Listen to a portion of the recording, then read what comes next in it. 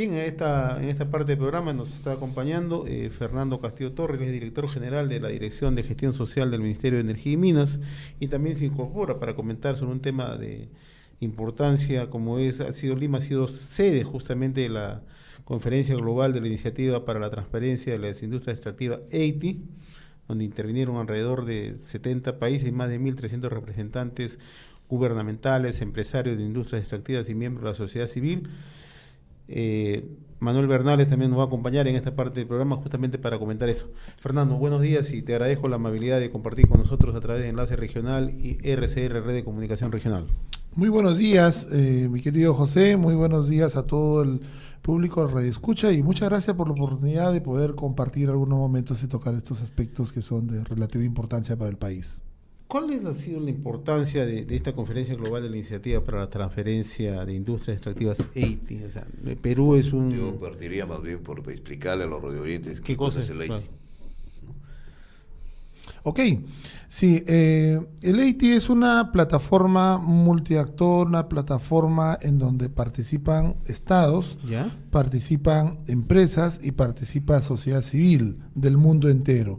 En esta iniciativa que se inició en el año 2002 a iniciativa del gobierno británico, puntualmente Tony Blair, en el momento en que era primer ministro, consideró esta iniciativa para poder tener un espacio de diálogo, una plataforma en donde la sociedad civil, enfrentada en muchos países con el sector empresarial y con estados sin la debida credibilidad, puedan llegar a niveles de entendimiento en donde se sincere y se transparente los recursos que los gobiernos reciben de parte de la tributación minera, que básicamente en Asia y África tenía muchas complicaciones y muchas dificultades que han sido materia de preocupación. Hoy por hoy, por ejemplo, estamos viendo que la hija del presidente de Angola acaba de comprarse un yate de $200 millones, en donde un país que tiene un ingreso per cápita de $1.8 por persona no puede ser que haya esas consideraciones. Entonces, la plataforma sirve y es útil para poder poner en evidencia qué cosa es lo que significa. Puntualmente en nuestro país, ¿para qué sirve? En nuestro país, la historia de Perú se remonta a hace 11 años. El año 2005, EITI inicia su participación en este programa. Participa la sociedad civil, empresa y Estado, y ha permitido, fuera de los alcances de información nacional, llegar a niveles subnacionales. Hay regiones como Moquegua y Piura que ya acaban de iniciar informes regionales en donde se puede conocer el destino y el uso de los recursos. Normalmente EITI tiene una conciliación que ingresa y si eso recibe o no el Estado. Pero en el caso peruano ya se dio el siguiente paso y eso ha sido materia justamente de reconocimiento internacional, el hecho de que en el gobierno subnacional ya se pueda saber cómo y en qué se gastan estos recursos. O sea, básicamente diríamos, aquí lo que se trata es de que a la gente se le diga, oye, ¿sabe qué? Los recursos, la plata que han pagado las empresas, ¿no? Por explotar los recursos naturales en las diversas regiones del país, han servido para esto, y hacer un listado de cosas, es decir, se ha invertido en esto, en lo otro, en carreteras, en puentes, en lo que sea.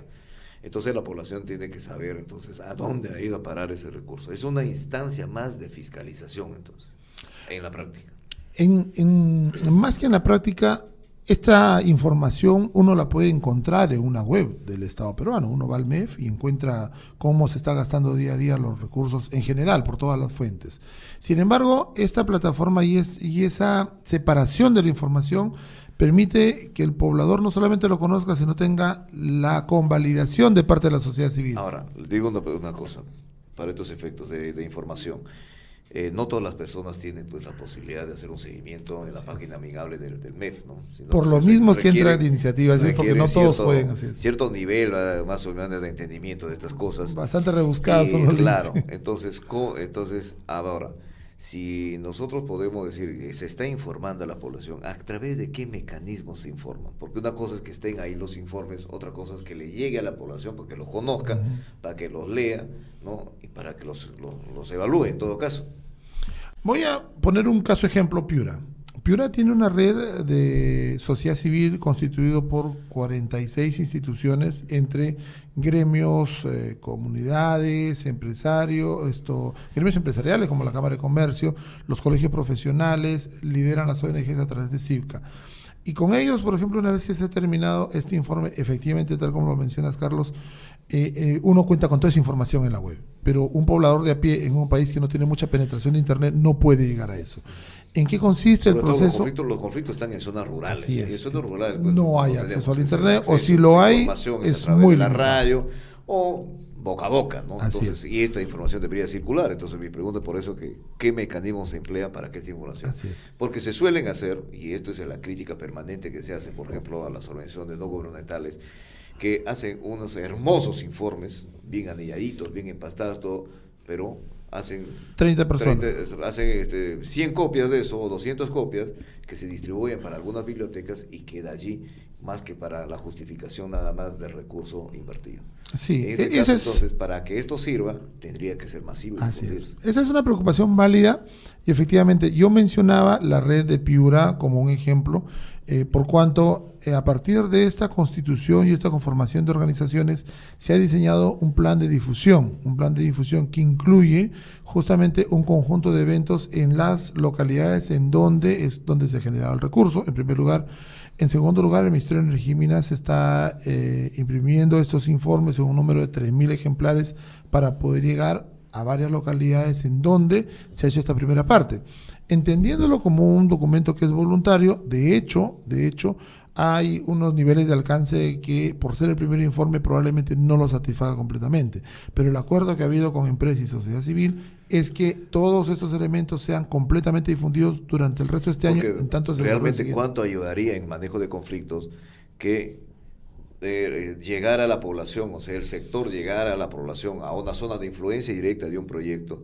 Y antes de mencionarle, por ejemplo, las características del proyecto, decirles, oye, mira, por si acaso los recursos que se obtengan de este proyecto van a servir para esto como están sirviendo ya en otras zonas, ¿no? Sería un discurso claro, quizás diferente, ¿no? Y hasta cierto punto yo creo que la población fácilmente entendería la importancia de tener un proyecto que se desarrolle en su zona, ¿no? ¿Qué dice Manuel Bernales sobre eso? A mí me gustaría subrayar algo que ha sido mencionado, quiero subrayarlo. Esto reduce, minimiza la posibilidad de que algunos actores, organizaciones o personas de lo que se llama sociedad civil tengan un doble discurso, que por una vez en un sentido están de acuerdo con la empresa, con el gobierno, pero para mantener su clientela están diciendo otra cosa. Entonces, esto es muy importante porque reduce el doble discurso.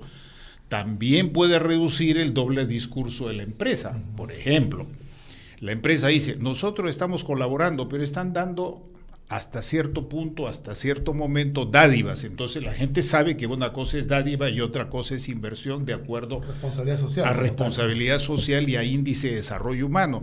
El gobierno puede decir, no, nosotros hemos recibido esto, pero no te está diciendo hasta dónde ha ido la ejecución de la obra. O sea, ¿cuál es recurso público? ¿Cuál es recurso privado? O sea, ¿de dónde viene? Y acá hay un elemento ¿de qué importante? cuero está saliendo esa correa? Y acá en eso hay un tema muy valioso. Nosotros hemos encontrado en varios lugares que la población no tiene idea que determinada obra, colegio, posta, carretera, está efectuándose con los recursos de canon que provienen justamente de explotación minera.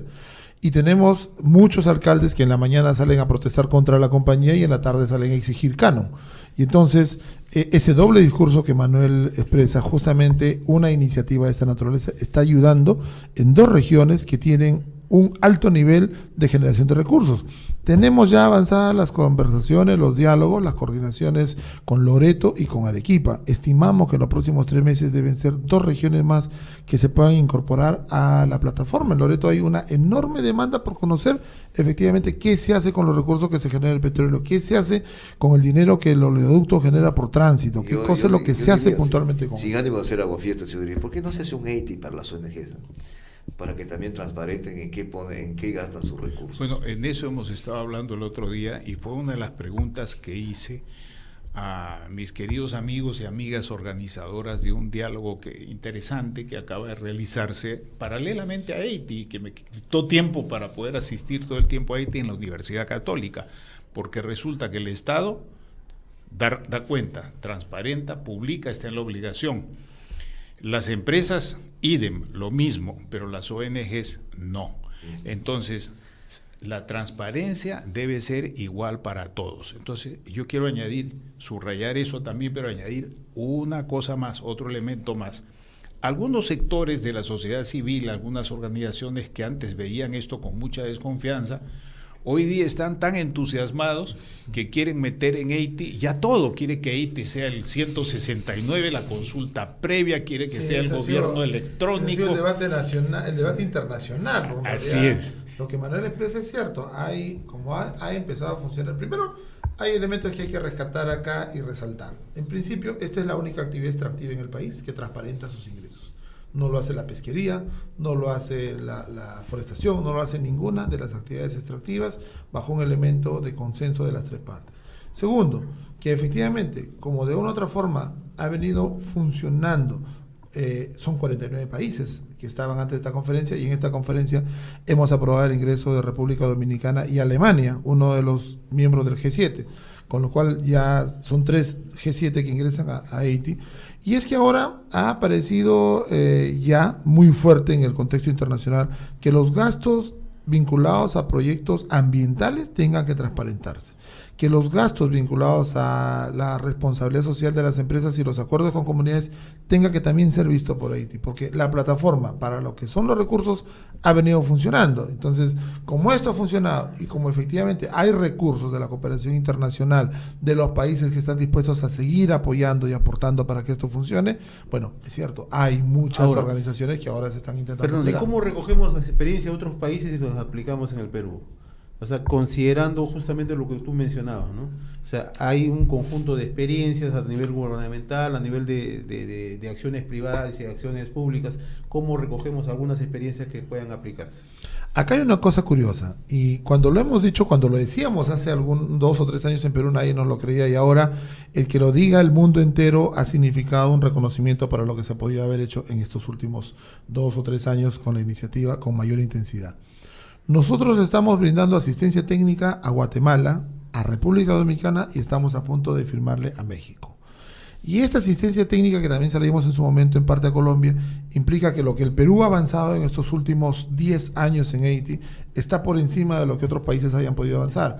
Para este caso puntual, son otros los países que nos están viendo a nosotros como un referente. Yeah. Hoy en el mundo hay clasificadoras de condiciones y estándares de transparencia. Revenue Watch, Transparent Global, el mismo Publique lo que pagas, hacen unos estudios a nivel global, y el Perú, en todos los estudios que estas ONGs, que 480 de ellas participan en Haití, tiene una consideración muy particular. Siempre hemos estado en la banda verde entre los países que tienen mayores condiciones de transparencia, mayores normas que vinculan a eso, y una participación de sociedad civil que ha comprendido y ha entendido que este es un camino valedero para eso. De manera que si uno quiere ver en este tema una referencia en otro país, no la hay.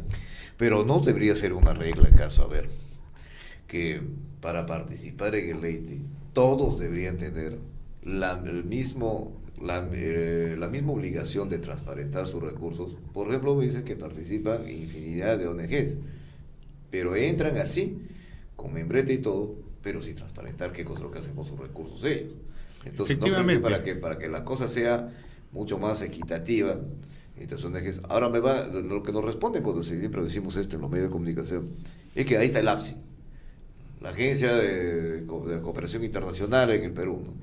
Pero la Agencia de Cooperación Internacional se le pasan las tortugas, no se le pasan las tortugas, no es este tema. Y cuando lo recuerdo mucho, cuando hemos llamado a APSI para que en algunas oportunidades nos esclarezca por qué esto, qué cosa está haciendo y cómo transparente a dónde destina sus recursos, lo que nos han dicho es simple y llanamente que no está inscrita, porque el registro en ese momento era, y no sé si hasta ahora, era voluntario. Bueno, pero tú lo has dicho, Carlos, es un tema de capacidad de gestión y de respuesta de APSI. O sea, está ahí la ventana de oportunidad para poder conocer todo esto. En lo que es Haití, bueno, yo acabo de dejar el BOR, ya me ha reemplazado el representante de Trinidad y Tobago y la viceministra de Minería y Colombia, pero en lo que es Haití en el mundo, las 480 ONGs que están vinculadas a Publish to Pay, que es Publique lo que pagas, ellos, por lo menos en el BOR, sí tienen muestran lo que ellos van a determinar como recursos para el mundo, y lo dicen, bueno, estos recursos provienen de Alemania, provienen de Canadá, y lo estamos destinando a proyectos vinculados a transparencia, a fortalecimiento de sociedad civil, a nivel global. Pero cuando ya viene a Perú, el tema es cuando ya ese dinero entra a Perú, el receptor, la organización que ya debiera, bajo esa lógica, hacer lo mismo y debiera hacer esa supervisión, bueno, no la efectúa, eso es un hecho real. Entonces, es un tema que a nivel de Estado tiene que hacerse un correctivo, porque está ahí la función. Y están ahí las herramientas de y ahí está absolutamente absolutamente todas, porque es dinero que ingresa por el sistema financiero, es dinero que ingresa vía una supervisión. Y por último, todos esos proyectos están siendo vigilados y supervisados por la misma cooperación internacional. Nosotros recibimos en varias oportunidades supervisores de proyectos, y hay varios proyectos que han tenido que ser reencausados porque piden para pantalones y lo gastan en camisas. Entonces, eso también está siendo más fiscalizado por los cooperantes que por el mismo país. Eso también es a veces un poco relativo, porque en realidad muchas veces cuando, por ejemplo, se han promovido proyectos como el tema de las bandas, por ejemplo, ¿no? Y había una reglamentación que decía el recurso que proviene de este fondo, porque se hizo un fondo, un fideicomiso, un fondo social ahí con los recursos que provenían justamente de lo que pagaba la empresa por el derecho de explorar esa concesión. Entonces te decían, hay una reglamentación que tienes que gastar en esto. Pero cuando tú llegas a esas comunidades, evidentemente está todo por hacer. No tienen agua, no tienen luz, no tienen carreteras, no tienen escuelas, no tienen puestos médicos, no tienen absolutamente nada, ¿no? Entonces, obviamente no vas a estar priorizando, vas a decir, ¿sabes qué? Vamos a hacer una capacitación cuando la gente en realidad se está muriendo porque no tiene una atención médica. Entonces, ¿cómo se puede priorizar eso, no? Y muchas veces, entonces, cuando eso no se entiende, un gobierno macrocefálico como es el Perú, está todo concentrado en Lima prácticamente, antes que empiece por lo menos a hacer los ensayos de descentralización, entonces nunca se entendió eso, ¿no? Entonces querían sancionarse, por ejemplo, las autoridades por hacer eso, y las autoridades con justa razón se rebelaban y decían, oye, ¿qué cosa quieres? ¿No? Que la gente viene a presionarme a mí, yo no tengo recursos, pero si tengo un fondo allí, yo lo puedo aplicar porque tengo que salvar vidas y porque tengo mejor condiciones de vida aquí. Entonces, obviamente, esos temas también habría que mirarlos con mucho más realismo, ¿no? Yo veo dos cosas más, si me permiten, y no es para discrepar, sino es para argumentar en el sentido de lo que se está señalando, porque es un tema complejo. Está bien, creo que es importante, hay que poner un poco de condimento. A mí me gustaría decir algo testimonial.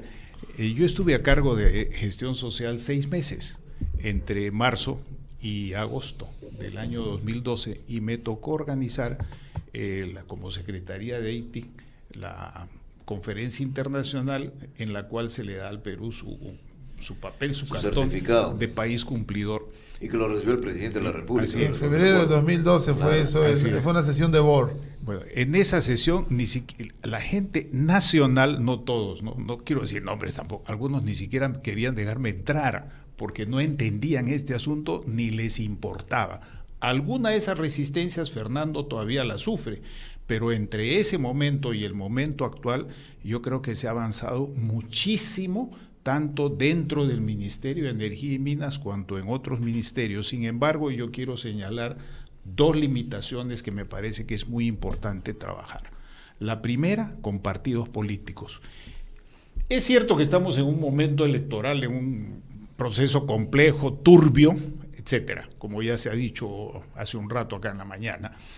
Sin embargo, ningún partido ha puesto en relieve ni ha aprovechado esto para sacar adelante algún planteamiento que tuviera relación con la presencia de 71 estados, ONGs, gobiernos. Es un mecanismo que bien puede ser incorporado así plenamente a una propuesta de lucha anticorrupción. Por supuesto, perfectamente, porque es una de sus líneas, porque toca varias líneas. Así es. Diálogo multiactor, anticorrupción, transparencia, prevención, gestión de... Es que son como aspectos de una misma gestión, lo que se llama hoy día gestión de complejidad, que es, al mismo tiempo con una sola acción se están tocando varios otros aspectos que tienen su propia bandera, por así decirlo. Y en segundo lugar, me parece que el gran déficit, no solamente aquí en el país, sino en el extranjero, Yo estuve el año pasado, estuve 2 meses en Honduras y en América Central, donde están participando, y el Perú también ha estado presente en Haití.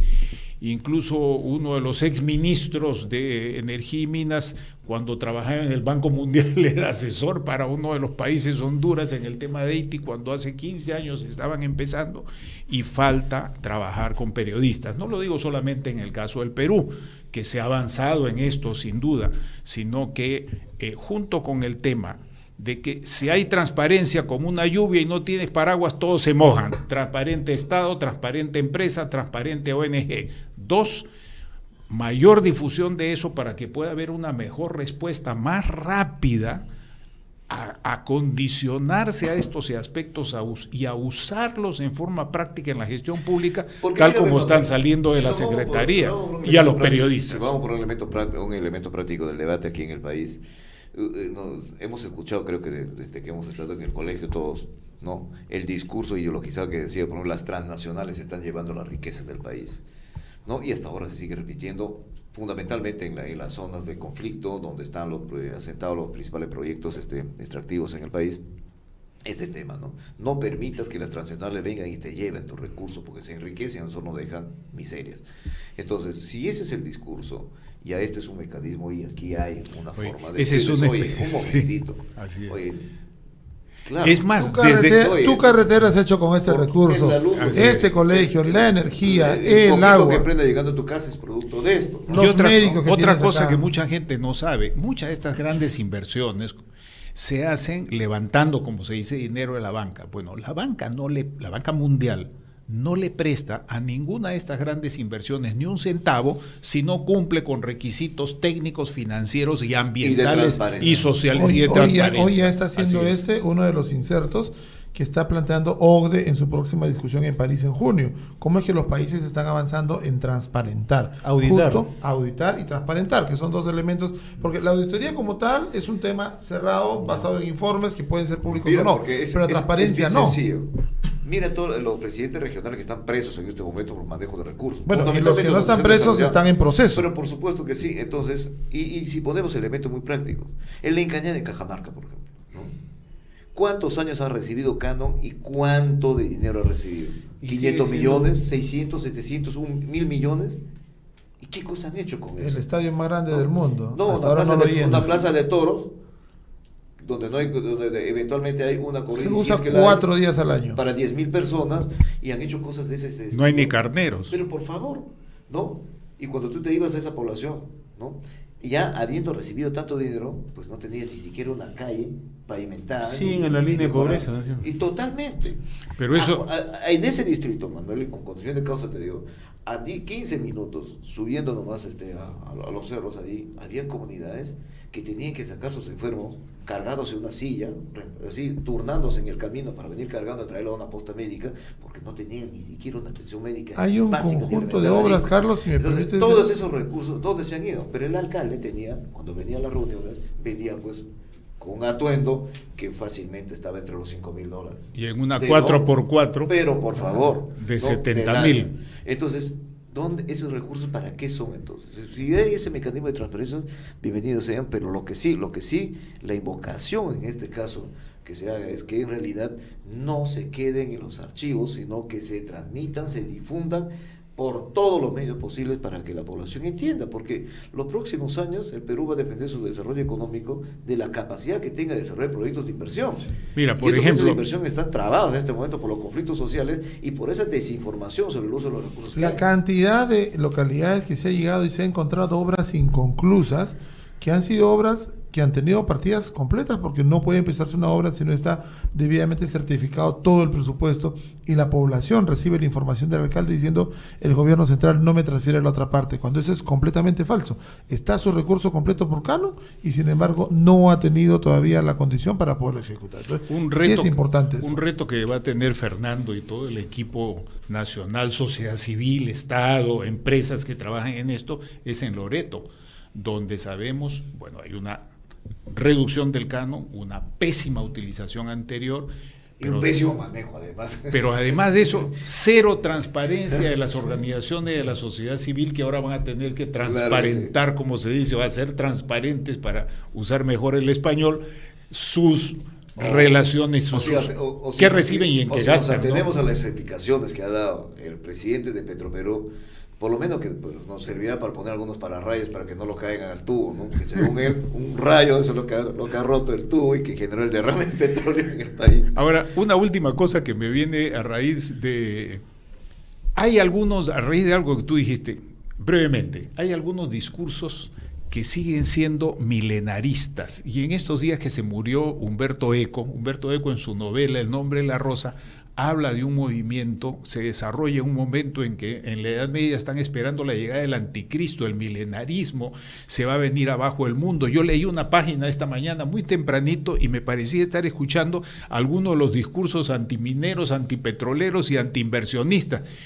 Esas personas, con todo el respeto que les tengo, y a muchos de ellos los conozco, han sido mis contrapartes en la UNESCO, en distintos países como Eduardo Gudinas en Uruguay y en el Paraguay, realmente están con un discurso milenarista y lo que tienen que hacer es entrar en la transparencia, en la participación y en la rendición de cuentas en pleno siglo XXI. Ya para culminar, ¿cuál es el balance en sí de esta conferencia global que se realizó en nuestra ciudad capital de Leyte?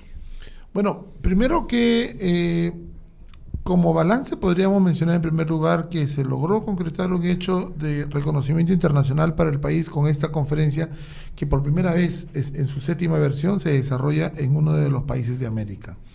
En segundo lugar, el hecho de que el Perú haya tenido la oportunidad ahora de poder, a través de la presencia de estos 30 ministros de Estado, de Minería y de Petróleo, que han estado presentes acá, de un número de países similares, poder tener algunos niveles de acercamiento para futuras relaciones bilaterales con estos países, mayormente cupríferos africanos. Tercero, el hecho de tener una plataforma mucho más fortalecida para los futuros retos, que es que efectivamente la sociedad, la población tenga la posibilidad de estar no solo informada, sino que tenga la oportunidad de debatir estos temas, de poderlos insertar, hacerlos propios y que poder discutir con sus autoridades locales el uso y destino de estos recursos que genera la minería, el petróleo, el gas.